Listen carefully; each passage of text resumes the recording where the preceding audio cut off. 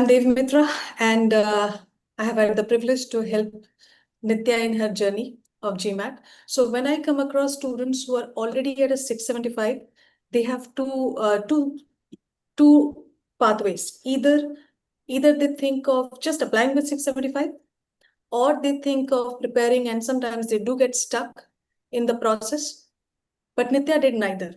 She was working in one of the most, I think, a demanding job at Bain as a senior consultant. She didn't have any clean window of time as such to chart out for her prep. And she had exactly 88 days. She took exactly 88 days to prep and move up the score from 675 to a 745, acquiring 100 percentile on the GMAT. Now, in this entire journey, there were bumps and problems. Sometimes she had, like I remember in the first week of travel, first week of her prep, she had an international travel that came up. Then she had mid-prep, there was some family emergency that she had. And yet throughout the entire process, Nithya maintained the consistency. And she made sure that whatever she had to do, she is doing it. Some days maybe the momentum wasn't that high, some days it was low, but by the end of the 88th day of prep, we were already at 745 on the GMAT. It was 20 points more than the official mock that she had taken, and nobody else could be more proud than me. The mentor was scared before she took the GMAT. She was worried, but at the same time, there was a slight bit of confidence that she will do it. And at the end, Nithya made that happen. So welcome to this journey, Nithya. Thank you so much. Just so that you agreed for this meeting also, that thank you so much for it. And I've had the privilege to help you in this journey. So I know how much of work you have put in through the process. One question I always had in my mind was that if somebody already had a 675, why didn't you ever think of just applying with 675? What made you still pick up the harder route of preparing and thinking through of scoring a little higher? Sure. First of all, good evening, everybody. Thank you so much for making time on a Sunday evening to, be part of this conversation. And happy to be here, ma'am, as always. I think you mentioned 88 days. Honestly, it felt like a much shorter period of time now that I think about it. But yeah, always happy to, reconnect and chat with you. But yeah, I think to answer your question, I think two things, right? So I think first, I felt that I could definitely do better than a 675. I know, like you mentioned, that's about, I think, 95 percentile or something, which I think is already a pretty good score. But personally, knowing myself, I knew that I could do better. So that was the first thing that came to mind. Second was also, I think, reflective of the broader macroeconomic situation globally and in India. I just felt that having a good GMAT score kind of significantly improves the chances and opportunities that you have. I think in terms of how it reflects on your overall profile, right? And I also, based on some conversations that I've had, I think it's not just useful for the application process, but I think later on when you're applying for jobs, etc. It also helps if you have like a above average GMAT score.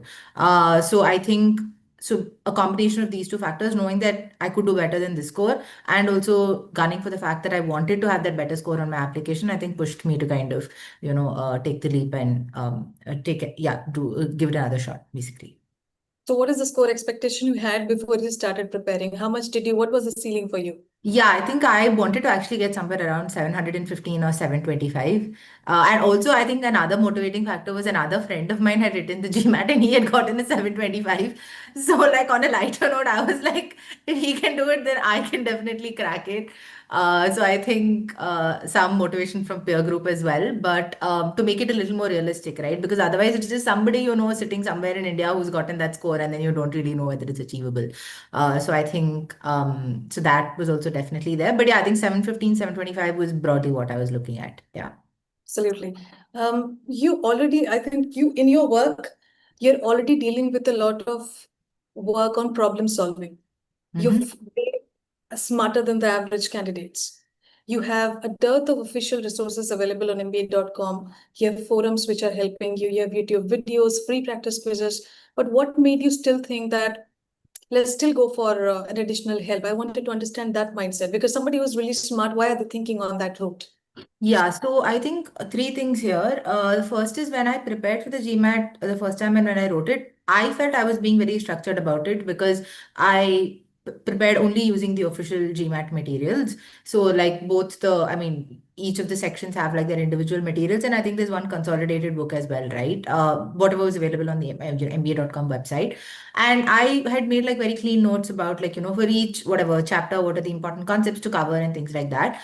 But when I actually wrote the GMAT, and actually also to be fair, when I was solving questions and when I was preparing, I did not feel like I was actively encountering significant difficulties.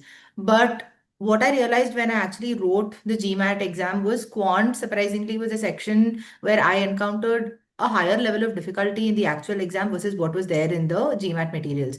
So even though I felt I was being very structured and, I had good concept coverage, which was there for sure because I mean, I got to a 675. I still felt that that last 10-15% of a push that I needed was something I would not be able to solve for myself. So that was one. Second is, I think I also just felt that I needed reassurance that I have done complete coverage of concepts, right? Because I know a lot of people kind of tell you that you just solve questions that are available and then you kind of take the GMAT. But I know that a lot of people who have done it, but I don't think that that was something that would have worked for me because I honestly personally felt that a better way to prepare was to figure out how do you solve for your approach for the questions and how do you ensure that you're prepared to tackle any question, not just tackle ABC questions if ABC questions do appear on the exam. So I felt that that's where the second lever where a tutor could help. And third, as you rightly mentioned, my job was a little demanding, so I felt that I could not invest more time than what I had already done. So there was no point me writing the exam again and preparing for it the same way I did the previous times, right? So clearly there is that last 10-15% which I'm missing. And in terms of like why I decided to also work with Crackverbal was, I mean, of course, like I did my research. There are so many there is, like you mentioned, there's no dearth of tutors and GMAT videos, whatever YouTube's content that's available. But I felt that I wanted somebody that I can work with who understands where I'm coming from, understands my requirement, and helps me prepare according to that, right? I felt watching random YouTube videos, etc., would not necessarily help my case. Maybe that's a good starting point. Like on your journey to, or rather on my journey to getting to that 675, maybe that would have helped. But given that I'm trying to cross that and get to something higher, I felt slightly more customized and personalized intervention was what I required. And when I was doing the diagnostic class with you, I think you were super helpful. Like you were super targeted. You made me solve those like a few questions and you immediately figured out what were the areas I had issues in, what were my strengths. So I think that was something that I really liked. So yeah, these were, I think, the four broad reasons. Amazing. What a coverage. Every single point has been well explained. Thank you so much for mentioning that. Now, given your work, given your life, work, and prep, there are three segments here. Yeah. And on an average candidate, we always tell to the students who have joined us also that 1 to 2 hours is max that you can give. And beyond 2 hours, it's a cognitive load. It's hard to be productive after 2 hours. Yeah. So Yeah. how were you able to divide your day's time? How did a weekday, which was really filled with hectic work, how did that look like? How did a Yeah. weekend look like?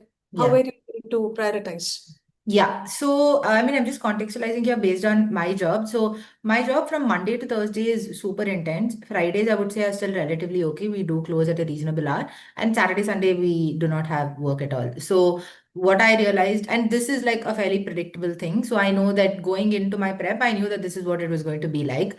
So, therefore, I optimized for this accordingly and realized that I had to, ramp it up on Friday, Saturday, and Sunday. Monday to Thursday, I would not necessarily be able to put in 1 or 2 hours every day. Like that would just not be feasible. So I was also trying to be realistic about it, right? Because, like you said, if you have a demanding job and you're already so mentally drained from that, beyond that, even if you try to put in 1 or 2 hours just to remain consistent, it's not helping, right? Because then you feel like you're doing something just to kind of reassure yourself that you're preparing consistently, but then your brain is really not able to handle your brain just doesn't have the bandwidth to give to GMAT prep after a hard day of work, right? So I think I had to be realistic about it. So Monday to Thursday, I think I would put in like 1 to 1.5 hours on any of the 2 days, right? Typically, I think Mondays were a little more hectic. So I think I was doing like Tuesdays and Wednesdays or Tuesdays and Thursdays or something like that.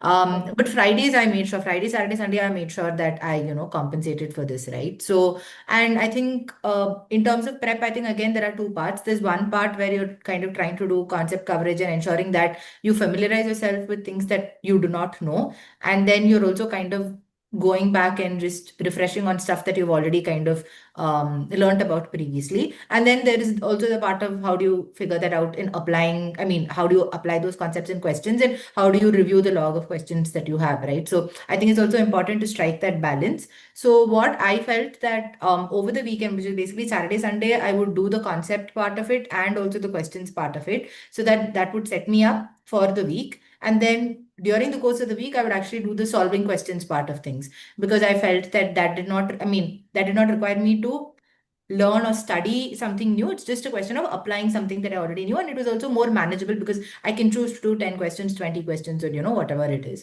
So, yeah, so I think that's how I managed my time. But I would not say that I was able to do this every week, right? Like there were weeks when I would just not be able to do anything till Friday, right? And I think you need to be okay with that. But I think you just need to have a view of the larger picture to ensure that you're on track to completing XX percentage of the whatever syllabus or whatever it is by so and so date, right? As long as you're within a 5 to 10% variance of those targets that you've set for yourself, I think you should be okay. Yeah.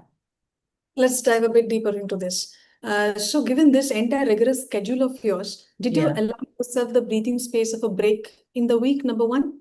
And there must be scenarios where you were sort of fatigued, or maybe a Yeah. scenario where something blew up at work and you needed to give more time there, needed to give more attention, or something in the family wanted your presence a little Yeah. more. Yeah. Was there a moment when there was a gap? Because with our students, what happens, I know it for a fact that if more than 48 hours of gap comes up, it really eats into their motivation. And Yeah. then Yeah. start procrastinating, which is like a constant loop. Did that ever Yeah. happen with you? Yeah, I think for me personally, I was already fairly internally motivated to get that higher score. So I think I always had that in mind. And the fact that I had already set my GMAT date, I did not want to push it further, because I think, sorry, I think this is slightly off tangent, but I think that's also another thing that helps keep you motivated, is what I feel. Like if you set a target date in mind and then you're working towards that, then you know that you have only a certain number of days and you have, XX hours, and you cannot afford to waste that or lose out on that time, right? Whereas if you decide that, oh, I'm going to prepare, and then depending on how I feel, and then after that, I'm going to set my GMAT date, then it's just like a never ending, I mean, it becomes a vicious cycle, right? So I think having that end date or that end point in mind of whatever mid-December or whenever it is that I wrote it, I think helped me stay internally motivated. I would say that is one. Second is, like you mentioned, yeah, I mean, definitely there were days when I was just not able to, like give it whatever time or whatever. And maybe I was just able to do like 10 questions, right? But I think it's important to do those 10 questions, right? Even if you feel that you're really not up to it, like just staying in touch with the questions, right? Like it may be 5 questions, it may be 10 questions or whatever it is. But like you mentioned, I mean, I did not have any internal this thing of like 48 hours. I mean, I didn't track it that way. But I think you cannot have one week where you've not done anything.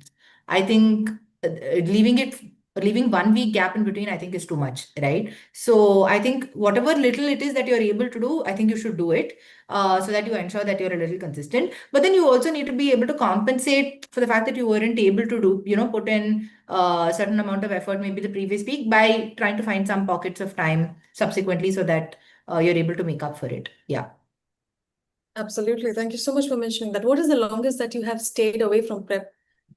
Like one day, I 2 days? think like there was 1 week where I was not able to get anything till Friday, so maybe like 4 days or something, 4, 5 days. Yeah. 4 days. Yeah. So the students, I know these students personally here, all the students who have joined, whether it is Krishna, Aarti, Arushi, Aditi, Akshay, Divij, Rishabh, Manan, Namita, Padmaja, Pranay, Sipika, Shubham, Utkarsh, Vaibhav, and Varant. I hope I've taken everyone's name here. Thank you so much. And these are all such bright minds. We have been telling as mentors to them that don't go beyond 24 hours of not having a prep. That consistency has to be built up. But coming from you, I'm sure they get that input now clearly, that how important is consistency and not really building that momentum they're developing. Yeah. Yeah, like Then you said, I think it also like boosts your confidence, right? Like if you feel like you're doing 5 questions on a day where you're not motivated, and you actually get those 5 questions right, I feel that in itself also becomes motivating. I absolutely. think, yeah, sorry, now that I think back about it, I felt that definitely happened. I didn't consciously solve for it, but on hindsight, I felt that that definitely worked. Yeah. True that. Tell me something. Did you also talk about your prep to your friends, to your family, to your colleagues? Was that something you consciously did to just keep on having the motivation from them also, or you wanted to prepare in your own sphere and then let people know? Why I'm asking this question is many candidates do not want to let people know, and I think there is a merit to it, to each their own. But what was Yeah. your story? Yeah, so I think I was very open to my parents that I'm preparing and all of that. So, and I think my parents were also quite like super supportive about the whole process. And I think they also made sure that, I mean, there was no, like that I did not feel uncomfortable or, I mean, anything of that sort. And that I was not bothered with anything else because I think they also understood that this is like the kind of exam which is also a little time sensitive. And so you put in that effort for a certain number of days. And then after that, you're this thing. So I think that is something I did. I did not, I mean, I told a few of my colleagues, I spoke to a bunch of them who had written it previously, but honestly, I felt like just talking about it too much would become counterproductive. So that is not something, so I don't think I spoke about it a lot at work. And with regard to friends, I mean, I have like a pretty large friends group, but everybody's doing different things, right? So I don't think everybody kind of grapples or with trying to understand like what GMAT is, etc. But they all broadly knew I was preparing for this exam. But I think I also made it clear to them that, at least for like the course of 3 months, I may not be able to be part of every plan or whatever it is because, I'm preparing for this and we can make up for it once that's done towards the end of December. So to that extent, I just kind of let them know because I mean, then you need to be accountable to your friends, right, as well. So, or at least I feel I need to be accountable to my friends. I can't just up and vanish. So to that extent, I told them, but I don't ever think I used that to hold myself accountable. I think you need to hold yourself accountable like personally because I think you know yourself and your schedule and your context best. And yeah, so yeah. But like you mentioned, I also do know a Absolutely. lot of people who like who use that as a strategy to hold themselves accountable. I think that works for them. I don't think it would have worked for me, so I did not go down that route. Yeah. Right. The only thing is, I definitely want candidates to understand that GMAT has to be a part of your life and not the center of your life, and everything pins on GMAT. Try to keep a little bit of socialization also while people are Yeah. really preparing. They completely cut themselves out of everything, which is Yeah. extremely unhealthy. Yeah, for sure. No, that I fully agree. I think you kind of need to let life go on. It's not like you're sitting and preparing for 13 hours or 14 hours a day and then, nothing else. That is definitely something not I mean, I would not advise that or recommend that at all.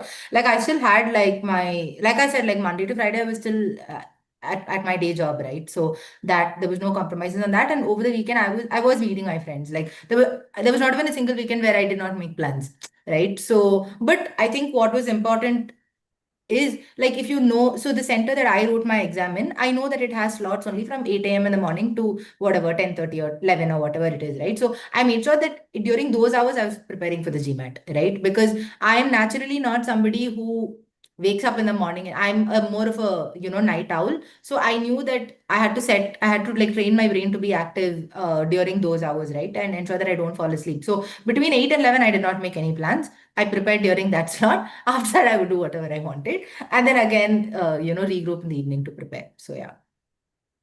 Perfect, perfect. That really sums it up. Yeah. Let's now dive in the next stage of our discussion. Let's deep dive into your preparation, your core preparation. Now, Yeah. you really took help.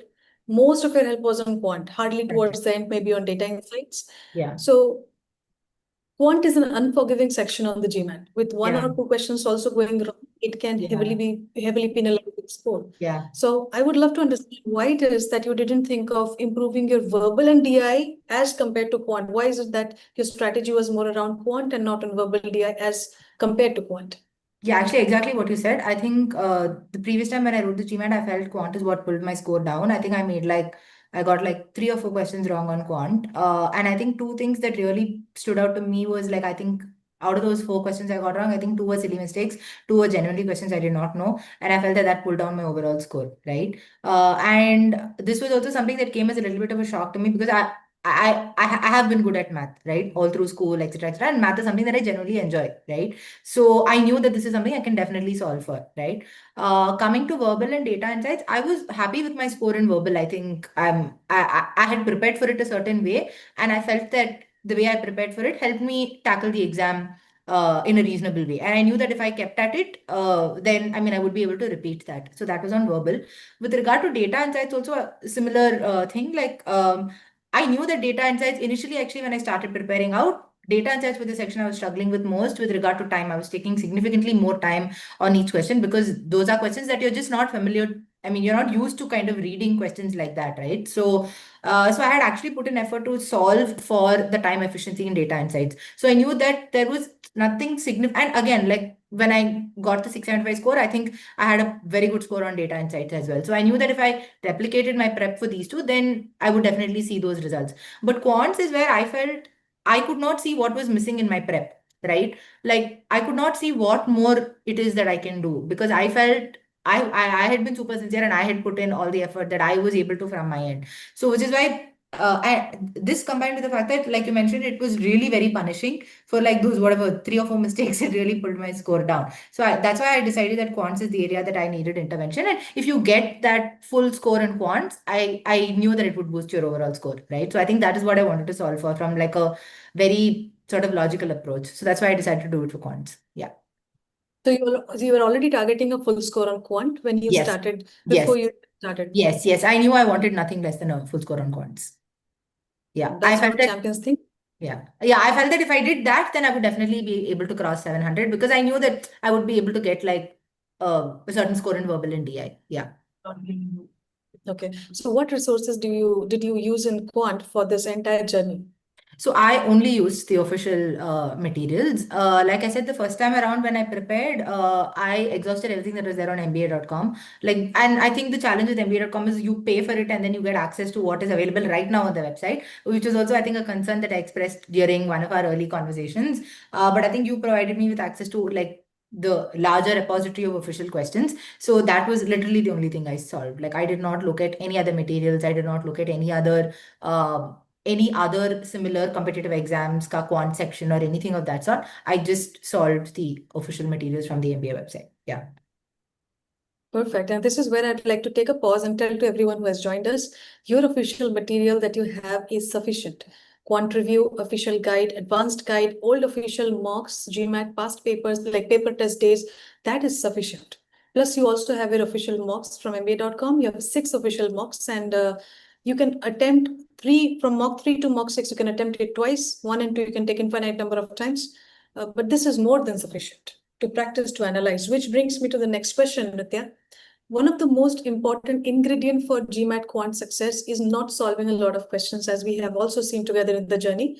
Yeah. It is all about channelizing and looking at that version of ours which locates keywords, Yeah. understands break in the question, understand what is the answer choice which can be a trap answer. That Yeah. level of analysis is Yeah. necessary, is what I keep on telling students. But what was your process of learning? Maybe you can also express in terms of analysis. Yeah, sure. So I think, like you said, right? I think one thing that I was not doing initially was this eliminating trap answers, like or figuring out why an answer could not be right. Like I think you definitely pushed me to do that, and I think that definitely helped me, like in the actual exam. Second is I think, like you mentioned, right? Like looking for those keywords, and I think if you look for the right and relevant keywords, then you also know that that you have understood the question properly and you understand exactly what the question is asking you to solve. Because a lot of the times there is a lot of preconceived notion with which you go in and you read these questions, right? It may be from baggage of having seen a similar question in your mock or in your prep, or it may be baggage from when you were in school and you were doing some permutation combination problem and you've seen something similar. So you kind of then end up preempting what the question could be asking, and that would actually be a trap answer, right? So I think taking a moment to pay attention to understand exactly what is this question asking and what are the keywords that they have sort of, filled in the question that ensures that I understand it correctly. I think that will definitely help you, one, save time so that you're not doing the wrong thing. And B, also it gives you the assurance that you've solved the question the right way, right? Once you're done with the question, you know whether, okay, you have broadly gotten it or whether you've missed something. So I think it also gives you a little bit of that assurance. So I think that one. Second is, I think every time we would be on our sessions, I think you were always timing me. Like you were always telling me that, okay, you should target to solve this question in XX minutes. So I think that is something. And I also think once you practice and prep for GMAT over a period of time, you intuitively get a sense of how much time you're spending. Like you know when you've crossed 1 minute, you know when you have spent, I think you don't realize that, but I think that's actually very helpful because then then you know that, okay, you're taking too much time even without looking at the screen, right? So I think pushing yourself to ensure that you set that whatever hard stop of 1 minute 50 seconds or whatever. If you set a hard stop of 1 minute 50 seconds, you end up taking 2 minutes. But then you also kind of you're able to figure out which are the questions that you're taking more time, which are the questions that you're able to save time on, right? So I think this, yeah, I think these two things broadly, which we did during our sessions, were super helpful. So this development of time intuition that happened, I think, over the period of time as you started Yeah, practicing. for sure, over a period of time. I mean, immediately you would, I mean, you would never, yeah, you would not know, but yeah. But I think that Again, that's something you need to be actively, I mean, cognitive consciously doing. about. Yeah, yeah, Again, an input here for the students. See, this is one, every time we don't need to look at the timer and see whether we have 2 minutes, which yeah, has been confused, taken up by the question. We need to be cognizant about over a batch of time, have I really been able to manage that time? And that's exactly what Nithya was doing. And in this process, that time intuition did grow and develop into something bigger and better and stronger till yeah. she took the GMAT. Yeah, You and sorry, mentioned, just to add, I also feel like there are some topics that you're naturally strong in and you know you can solve that question in 1 minute, right? So in that case, then once you solve the question, then you don't need to look at the timer again and waste those few seconds to be like, Acha, okay, now you know I have so much time left. So I think it's okay. Like you mentioned, you don't need to look at it after every question. Yeah. true. You mentioned about permutation combination while you were answering something previously. Yeah. So that brings me to a question that PERM-COM probability that has been considered as one of the hardest areas, just like MSR on data insights, multi-source Yeah. reasoning on data insights. Now, consider we always determine some topic to be hard or easy based on the weightage of that topic, based on the kind of questions that come up on the topic, Yeah. based on the actual skill needed to break the questions on the topic. Yeah. You tell us from your experience, what was the area in quant which you found was really challenging Yeah. and you had trouble with it and you sort of worked your way out of it? Yeah, What I was actually found that number property is one very challenging because there are just so many properties and it just seemed very never ending. Like, I whatever it is at the end of the day, I felt permutation, combination, and probability are very conceptual. Like, I feel if you understand the problem, and you fundamentally understand what permutation is, what combination is, and therefore, as a function of that, what probability is, I think you'll be able to tackle those questions because actually GMAT does not, what I noticed, or at least based on my experience, was they do not test too many concepts in permutation combination. While questions may be difficult, at the core of it, there are those, I would say 10, 12 things is what they're really looking to test. That was my experience based on all the official questions that I saw. But on the other hand, this number properties was just never ending. And I felt that, and number properties is the one where you would have a lot of those questions where it would be like, which of the following must be true, which of the following could be true, right? So I felt like the questions were also a little this thing, and then you had those one, two, three options, and then there are so many properties that you're also trying to remember, and you're trying to see which property, if you apply, will help you, take least amount of time for this question and all that.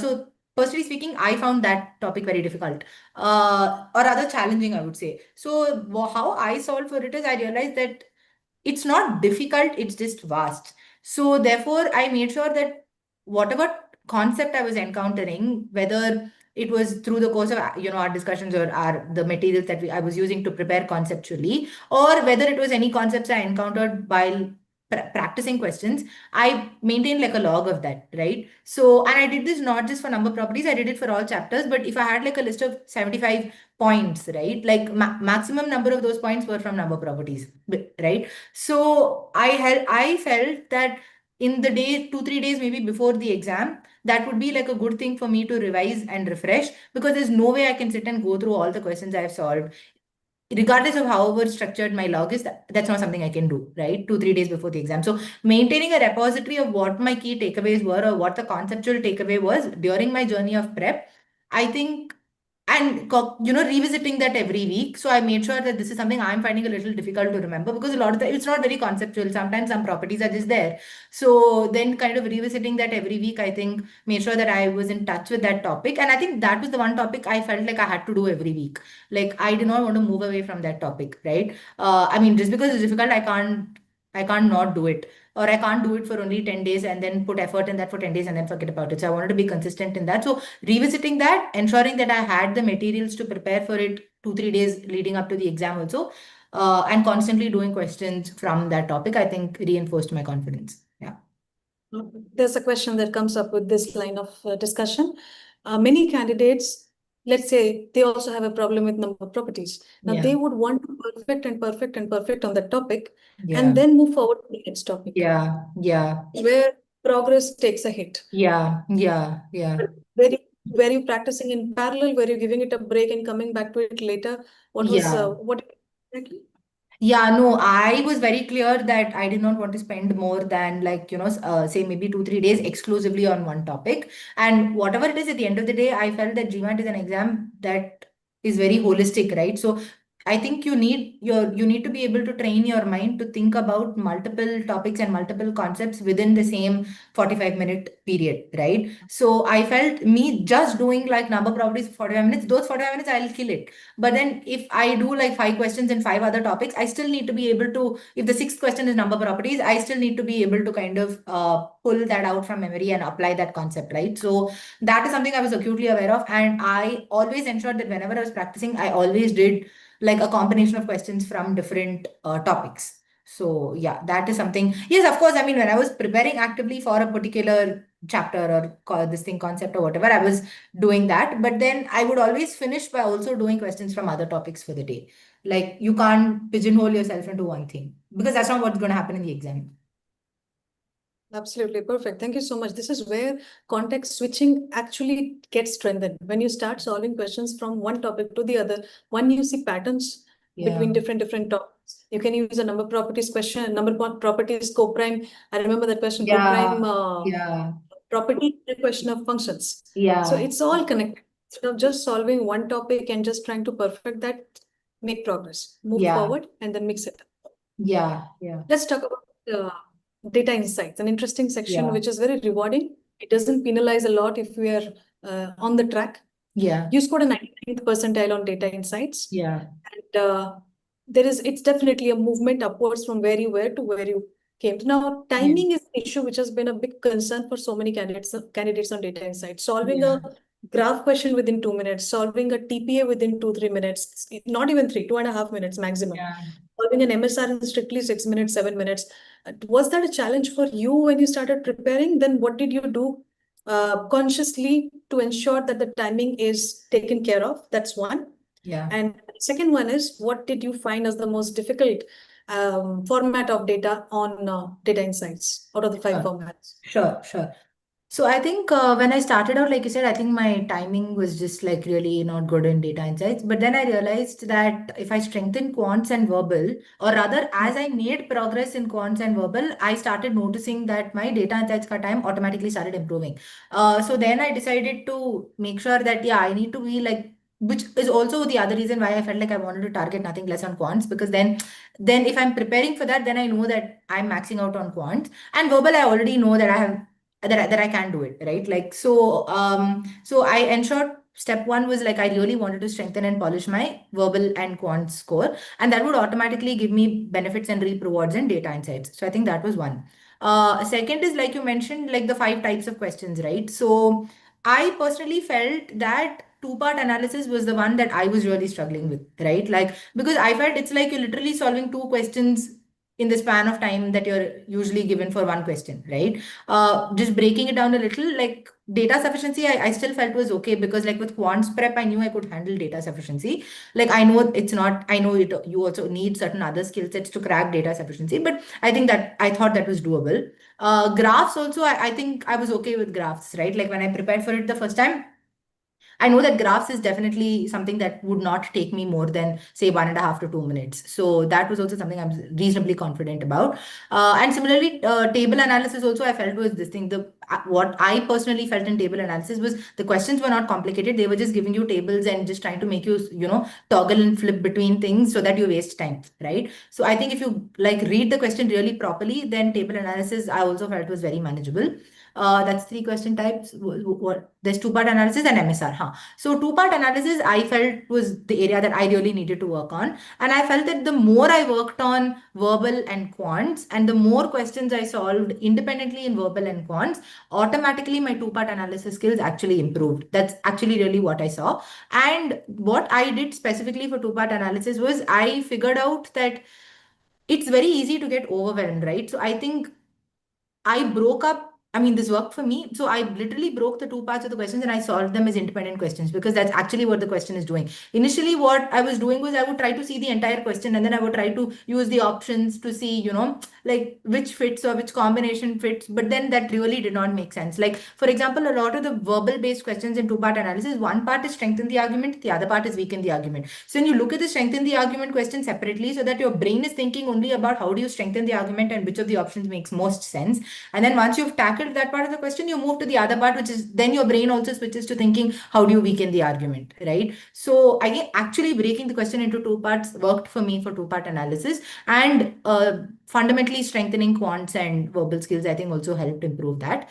Coming to MSR, again, I think with MSR, I think similar. I don't think I found actually MSR as challenging as two-part analysis because I felt that in MSR, if you actually take time to read the entire question properly, and when you invest time in going through all of those tabs and really understanding what information those tabs are actually trying to give you, and then look at the questions, I actually found MSR very manageable.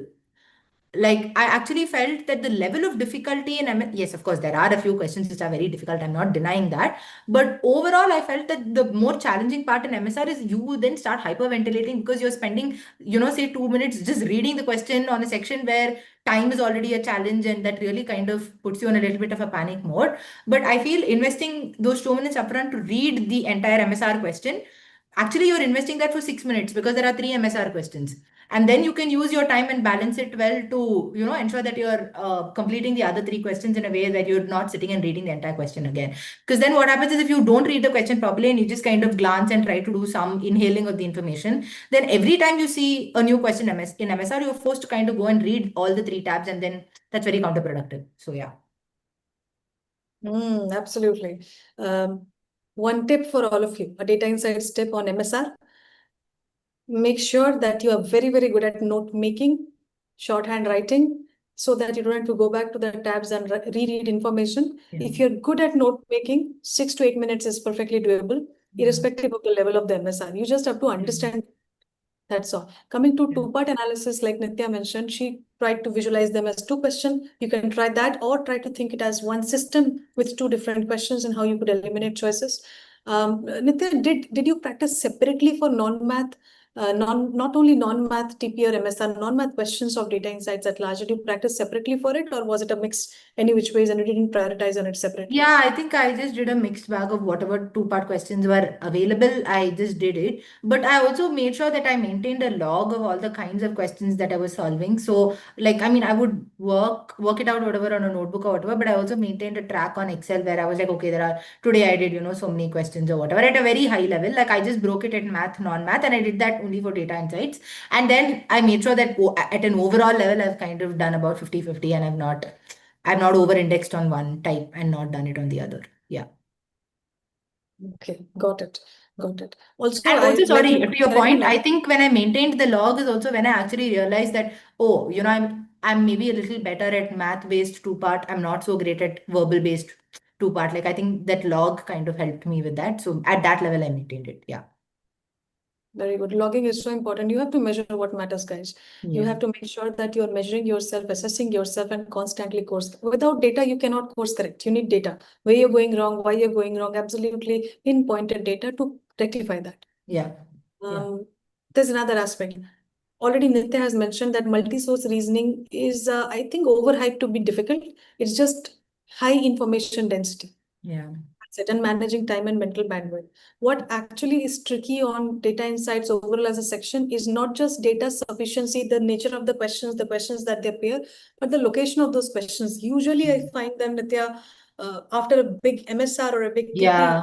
back-to-back DS questions, Yeah. which Yeah. completely challenges somebody's cognitive abilities to reason once they're already tired. Yeah. Yeah. Yeah. So did you have practice sessions where you had back-to-back 15, 20 questions and you had TPA questions, give a break back-to-back DS, give a break? Yeah. Did you do all that? Yeah, I did that. I did that. So whenever I was practicing for like data insights, like as you mentioned, I think also my experience both times when I wrote the GMAT, I felt that there were a good number of data sufficiency questions. Like so whatever, some 7 questions or something were definitely there. I mean, I'm not saying that this is going to be replicated in every exam, but both times I wrote it, there were at least like 7 questions. And as you mentioned, they kind of sprinkle a few right at the beginning, and then you get those, and then you're motivated, and then you go on to like 2, 3 difficult questions, and then you're already like, a little saturated, and then you're hit with another one. So, like you mentioned, when I was and I think again, this is where the context switching point that you mentioned helps, right? Like when you're solving 10 DS questions, your brain is not going to be so fatigued, right? So when you're doing it one after the other, you think that you're again doing it really well in data sufficiency. But yeah, to your point, I did make sure that whenever I was preparing for data insights, like if I was practicing TPA questions or if I was practicing MSR questions, then between 2 or 3 questions, I definitely made sure that I did like a few data sufficiency questions.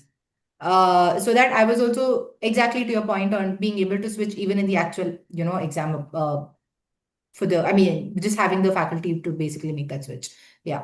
And also, I think it helps keep your brain also a little more sharp and a little more active during your prep time. Because then I also feel like if you solve, say, like 15 two-part questions at a stretch, right? Then at some level, your brain becomes attuned to it and your brain is already thinking and it knows that the next question is two-part analysis and you have to think a certain way. But then when you intersperse that with data sufficiency, then during your prep also, you're ensuring that your brain is active and it doesn't seep into any form of inertia. And I think that makes your prep also a little more productive and effective. Yeah. Absolutely, absolutely. See, practicing, this is for everyone. Practicing how to context switch is as important as learning how to break a particular format of a question. Nithya did that constantly throughout her prep, especially in the test taking stage when she was practicing and practicing multiple kinds of questions. Right? Yeah. I know for a fact that there were so many DS sets you had taken, like DS Yeah. arithmetic, DS algebra, Yeah. all of that she had completed and reported that, I have completed all of this. And I was very clear that her skill levels on DS must have improved with all these questions that she had done, official questions only. Nithya, let's dive a little bit into now the test taking stage. Now that we're talking about the test taking stage, how many official mocks you've actually taken? I have data around two already, 725 Yeah. and 705. Yeah. Any other mock taken? Yeah, so when I prepared the first time, actually, I think I had taken like 3 mocks, I think. And then after that, I mean, I started working with you, I did 3 mocks. I think 725 was one, 715 was one, and I think another one was also 725, if I'm not wrong. So yeah, so I think I did about like 6 mocks. I mean, whatever, 3 mocks before each attempt is how I would put it. And I think they really helped because I think it's better to take mocks earlier than trying to be like you're going to complete and then this thing, because I think taking a mock also puts in spotlight some blind spots that you will never catch in your prep, right? Like, are you able to sit that 2 hours and 15? That itself is like a question mark, right? Are you able to sit for that 45 minutes, 45 minutes, 45 minutes? The mock really pushes you to think about it because when you're preparing, you're just doing 1 hour, right? And you're doing 1 hour in one subject or whatever. On most days, that's what you're doing.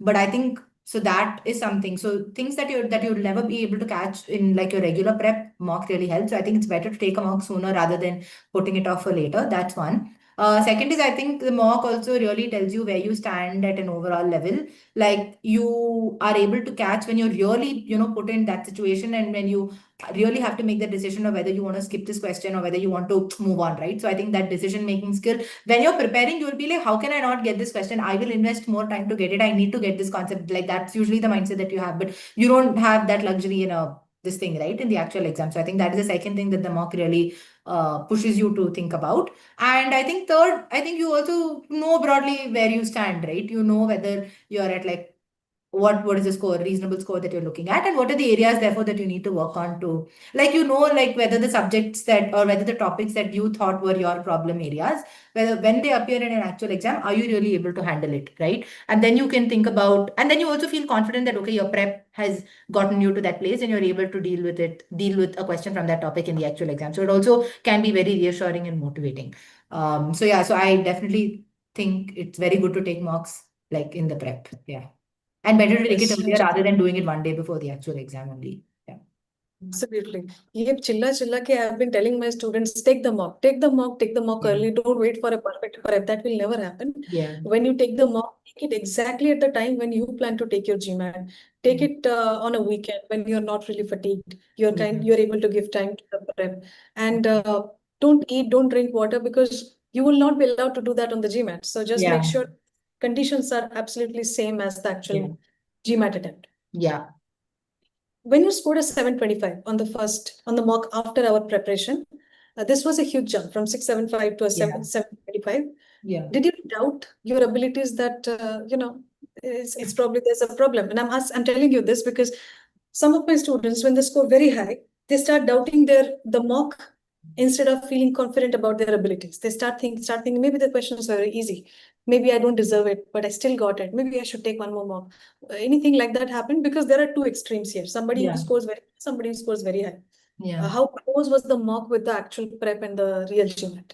Yeah, so I think two, three things there. So I think first, obviously, I think I felt very happy because uh, I thought that this was something I could, I mean, this was something I was gunning towards, right? So seeing that actually realized in the form of a mock was, I think, one very reassuring that I was on the right track.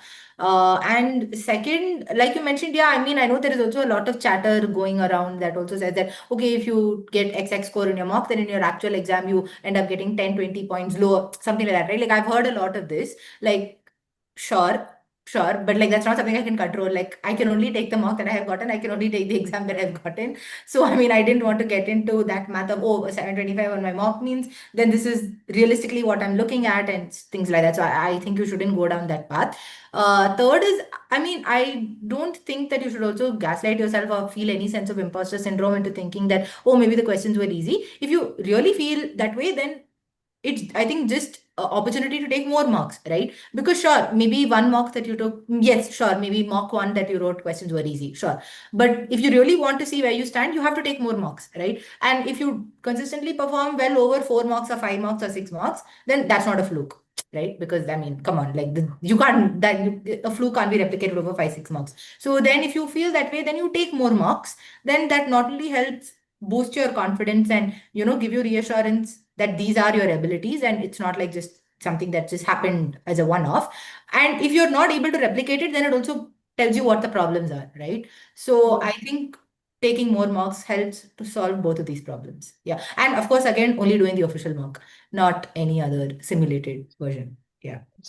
Do not assess yourself using unofficial mocks. Yeah. You can use unofficial mocks for practice, but not for assessment. Yeah. Okay. Yeah. Another thing, I'm so sorry. I also think, sorry, you get the mock also really helps you like become visually attuned to how it is in the GMAT exam, right? Because when you're practicing questions, you're looking at it in a certain format. Maybe it's in a PDF document, maybe it's on the official website, but then actually on the screen it looks very different. Like this is a very minor point, but I felt when I actually went and wrote my GMAT, I felt that, oh, I just know this because I've seen this in some 5 marks that I've written. So I know what's going to come next. So I think just visually also that your brain is familiar. I think that might be a very minor point, but I feel that that helped me. Yeah, I didn't feel like I was writing an unfamiliar exam. The closer you can bring yourself to an actual GMAT and multiple Yeah, times of that, I think that really helped. yeah. Okay. Nithya, was there a moment which happens to everybody in the prep? Although you were scoring well, did you feel anxious at any point of time, especially on a bad day, and you wanted to tell yourself, hey, you know what? Keep it all aside. I'm going to apply with the 675. Did that ever happen to you? Uh, See, I think, of course, I felt demotivated and all of that on some days when I wasn't getting questions, and maybe I got like I didn't get the number of questions right or whatever it is, or maybe I got some 5 questions continuously incorrect and all that. But I think I was always very aware of the fact that I want a higher score. I can get a higher score, and I have only a certain number of days to prepare before I write the exam, right? So I felt that even if I'm feeling demotivated, I have time, I can rectify it, right? So I feel that I think you should not get bogged down by it because then that really becomes very counterproductive. And then you get into that vicious cycle of उस दिन ये हुआ था, I was not able to solve these certain number of questions, so maybe my overall abilities are in question. That's not really the case, right? Because like you can always go back to the week before that or the days before that where you actually got certain number of questions right. Okay, so maybe you might not be feeling great physically, mentally, emotionally, and that can be hampering what it is. Or maybe it was just a bad day, or maybe it's just a topic that generally you're struggling with, right? It could be one of any number of reasons, but I think you can mope about it, you can have self pity maybe for a day or two max, but then anything more than that only, I think, hampers you and impedes your overall prep. So I think which is where I think setting a date really helps, right? Because then you know that you have only certain number of days that you can, continue to work on. And then after that, you can mope about it how much ever you want. But then by the time you already written your exam and you've gotten a great score and then you've forgotten about it, right?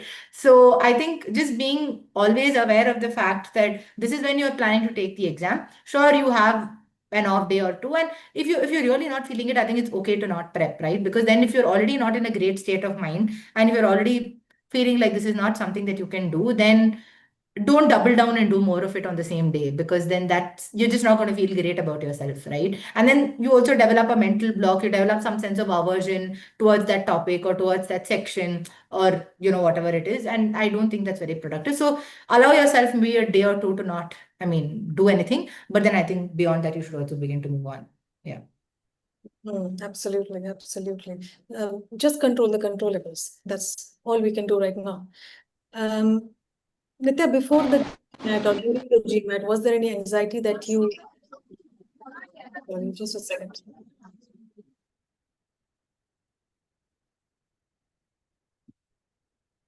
Sorry, Nithya, you can unmute yourself. So I was Yeah. saying that before the GMAT, just a day before your GMAT or while you were writing the test, was there any test anxiety that you encountered? And if you had, how did you overcome that? Yeah, I definitely had test anxiety like the couple of days before the exam, like for sure. Like I was just feeling really like, I've put in all this effort, and then what if I get like a very difficult exam tomorrow and then it all goes down the drain. And I was like really, like thinking about things like that. Which is unavoidable, right? Because okay, also at the end of the day, this is an expensive exam that you're paying money to write, no? So I think things like that as well. And I think that's completely normal. But I think you should not have it when you're writing the exam. I think you should try to keep your mind free, because when you're writing the exam, you only think about the questions in front of you. Don't think about, even if you've encountered a question that you don't know or that you think you were unable to solve for, it's okay. Like it's only one question, right? Then move on to the next question. And then don't keep thinking about that other question at the cost of then you flopping the other five questions that you already know.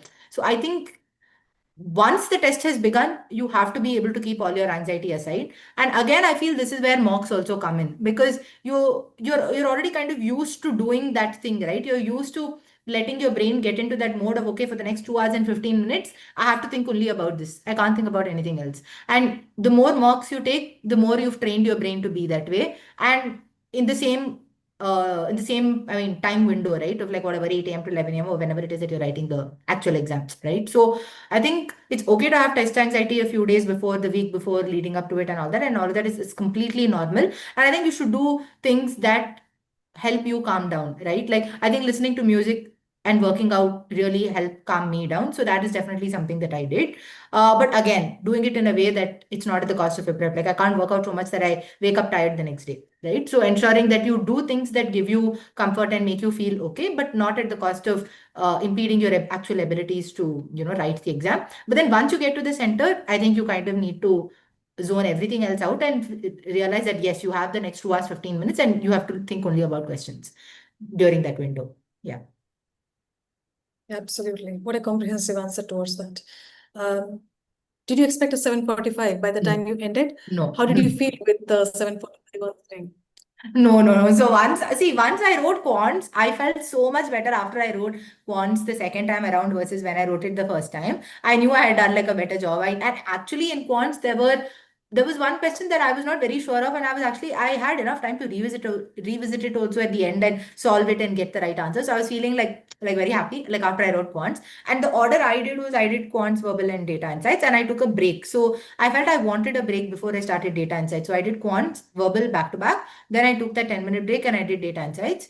After I did verbal, I was like a little so-so. I was like, okay, fine, yeah, sure. Like it was okay. It was, whatever. Quants, I knew I had done a good job. Verbal also, I knew I had done like a decent job. So during my break, my only thought was, okay, now I just need to make sure that data insights goes okay, right? Like because so I did not have any of that hang up. But I did not expect 745. I thought maybe I have crossed like 700. Like that's what I felt. The moment data insights ended, I knew that again I was okay with all the questions. There was, yeah, sure, there were one or two questions that I had no idea about. It was just like super random, but it was okay. Like I knew it was only one or two questions, so I knew okay, maybe 7:15 is what I was this thing. And then the screen popped up and it said 7:45, and I was like, what is this? Like that was really something I did not expect. Yeah.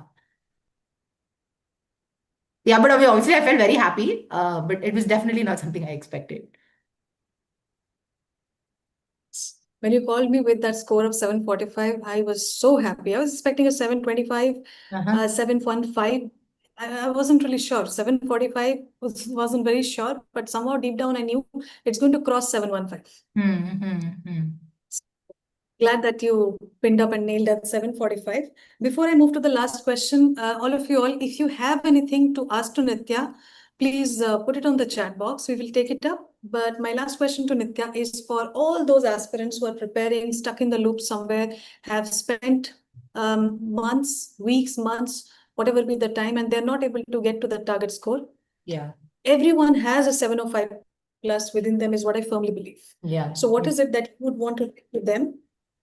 Those who are stuck at a score or those who are not able to identify the gap or move forward, what's your one message to them, a practical message which can help them out? Yeah, I think you should just get help, right? Like if you're preparing by yourself and you're stuck at a certain score, I think get a tutor, get help. I think that is step one.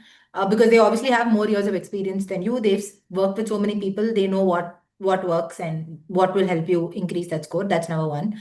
Second is I think I know that at a lot of times it becomes very difficult to stay motivated. But then I think Devitra ma'am rightly mentioned, I think it's definitely doable. Like if everybody can get like a 700 plus score, it's not an exam which is like even if you prepare for it, you can't do it, or it's really not like that, right? Like there are a certain number of official questions. You practice all of that, be sincere about it, put in the I mean be consistent in the effort that you're putting, but also be meaningful and practical in how you're going about it, right? There's no point putting effort in something that is not yielding results, right? Or that is not the right way to prepare. And again, this ties back to getting a tutor, because working with them also holds you a little bit accountable, and then you also know what is the right strategy to actually be putting in, right? Because then a lot of the times you think you're being very hardworking, but actually you're not being smart about it. You're not investing your effort and time in the things that actually matter. So I think trying to solve for that and being consistent and getting help, I think definitely makes it like very doable. And also I think fundamentally viewing it as a serious exam that requires prep, right? It's not an exam where you just practice questions without any structure to it. Like you can't write the exam that way. You have to practice questions. You need to maintain a log. You need to be structured about the concepts that you're covering. You need to go through the beats of any regular exam that you write. It's not an exam that this is something that a lot of people that I heard a lot, to be honest, right? Like there are these shortcut strategies that you have, or you practice these five questions and you do coverage of 80% topics, and then I don't think any of that worked for me personally.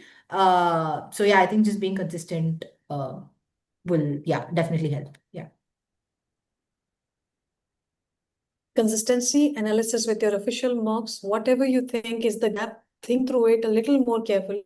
Is my internet patchy by any chance, Nithya? Or is No, it I can fine? hear you perfectly. Yeah, I can hear you well right now.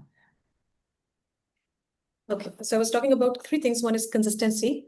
Two is not doing too many questions, less questions, analysis of the questions, making sure that you know the trap answers. And three, don't just keep moving forward unless you know the gaps in that area. Know the gaps, have the takeaways, then move forward.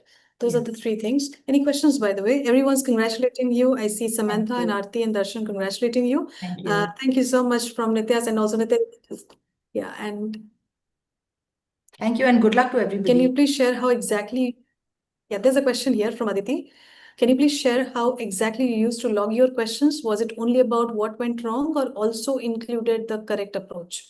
Yeah, I think both. So I think like when you put in what the correct approach is, and when you okay, sorry, let me rephrase. Yeah, I to answer your question in short, I did both. I put down what was it in my thought process that was incorrect and what is the correct approach. But also I think the thing that I logged was what is the larger conceptual message that is not just relevant to this question, but that can be applied to all other questions as well. I think that is also important to put down, because that's really the learning, right? That's really the gap in why you went wrong in that question.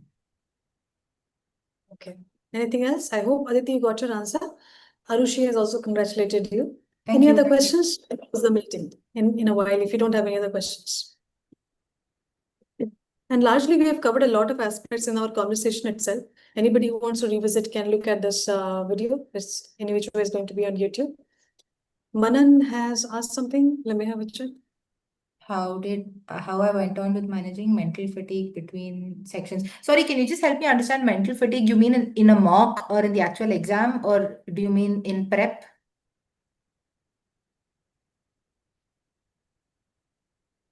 Okay, in the actual exam. Yeah, sure. I think that is actually what you're trying to solve for with your prep, right? In the actual exam, you cannot have mental fatigue between sections. So I realized that I wanted to be super alert before data insights. So that's why I took my break before I did the data insight section. So that is one thing that I actively solved for. Second, what I also did was I felt when I was, and so therefore, even in my mocks, I replicated the exact same thing. I would do quants, I would do verbal. So that would be 90 minutes at a stretch. Then I would take a 8-minute break or whatever, 10 minutes or whatever it is. And then I would start DI. So I prepped for that. I mean, actively during my preparation. Then second part is I think you need to train your brain to be active for 2 hours and 15 minutes during the exact time that you're taking the mock also. I'm sorry, the actual exam also. So leading up to this thing, whenever you're writing a mock or whenever you're doing your prep. So for example, my exam was 8 a.m. to 11 a.m., right? So I made sure that I'm practicing 8 a.m. to 11 a.m. over the weekend. I may not be able to do that on the weekdays, but over the weekends, I definitely did that. So I think over a period of time, you kind of manage that. So two things. Third thing is I think you also, like you said, naturally your brain does go into a little bit of a this thing, but that natural difference in the section I think solves for that also in some sense. Like I personally liked doing verbal questions, so I felt that when I did quants first and then I did verbal after that, I felt that actually did not give me fatigue because I actually liked reading the verbal question and I liked thinking about it. And I felt it was on me personally, I felt it was slightly less of a mental load versus quants. So I think that's why I decided to do the order, take the order, I mean, take the exam in the order in which I did. So yeah, I think basically to sum it up, three things. One is figure out which is the section before which you want that 10-minute break. Second, practice and ensure that your brain is active during the exact same time period that you're actually writing the exam. And third, figure out the order of sections that makes you feel less fatigue. Yeah. Manan is clear. There's another question. Aarti has asked, how did you work on the mistakes? Yeah, I Which mean, I section, I think? think, huh. Sorry, I'm assuming this is specific to quants. Okay. Okay, Yes. yeah. Yeah, so quants actually I think is the easiest section to work with your mistakes because you just have more questions, right? So, like I said, I think being very clear about what went wrong. Sure, you made a mistake in that question, but without realizing why exactly you went wrong. So, I think spending the time to analyze what was wrong in your thought process, what is the right approach, and like I said a little earlier, what is the larger conceptual takeaway here. And then after that, I think I also told like Devitra ma'am that these are a few areas that I feel I'm making mistakes in. Can you give me more questions? Like I remember, I don't remember now, but like there were definitely 2 or 3 topics like that. And I think she also gives you questions that are medium level, hard level, right? So you know what you're setting yourself up for. And she has like a repository of questions bundled across different topics. And I think that really also helps. So, but also important to ensure that it's not like you solve those all of those questions immediately after you know what is the mistake that you're doing, right? You need to ensure that okay, you solve a few questions then, but then it's always at the back of your mind so that next time when you're maybe 10 days later when you're trying to revisit that topic and you're solving a question, you should not make that mistake. So I think having that perspective matters. Yeah. Yes. Any other questions? Aarti has said, yeah, thank you. She's clear with the question. So, Nithya, you must be actively working on your, I mean, your application and everything. You're already Yeah, yeah. working on that application. Yeah, yeah, yeah, man. Yeah, yeah. But you still took out time and you joined us on this meeting. I'm so thankful to you. And before we close the meeting, I see a 7:45 in each one of you.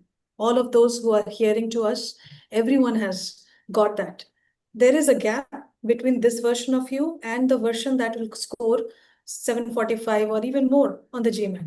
That gap has to be identified. Is it Yeah. concept? Is it approach? Is it errors of focus? Is it anxiety, test-related anxiety? Is it context switching? Is it mental fatigue? Or a combination of all of these? Yeah. Whatever is the gap, figure that out, work on that. And one thing is non-negotiable, which is consistency. Daily prep, no matter what happens, you have to constantly have prep and maybe one day of break. That's a hygiene factor today for GMAT prep, right? Yeah.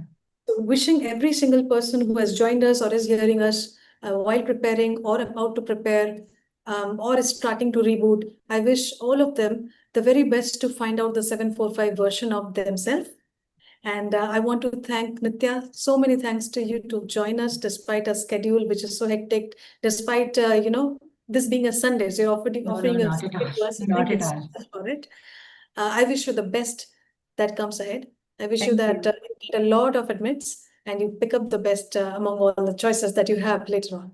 Thank you. And thank you so much, ma'am. I think for working with me. I think you were also like super patient and like just super nice to work with. So I think you're always accessible and like I think the WhatsApp group, etc. that we had, you were always on point. Like I would just like ping my doubts and you would get back to me and like with a very fast turnaround time. And I think you were like superb to work with. So I think I really actually enjoyed the experience also of preparing for the GMAT with you. So yeah. I'm just glad I And good could be a luck to part of this everybody journey. whenever they're taking the exam. I'm sure you'll all do great. Yes. Thank you so much. Many thanks to all of you. Thank you so much, Nithya. We're closing the meeting now. Sure. And I'll Yes. also stop the live on YouTube. Thank you, everyone. Sure. Thank you, Darshan. Thank you.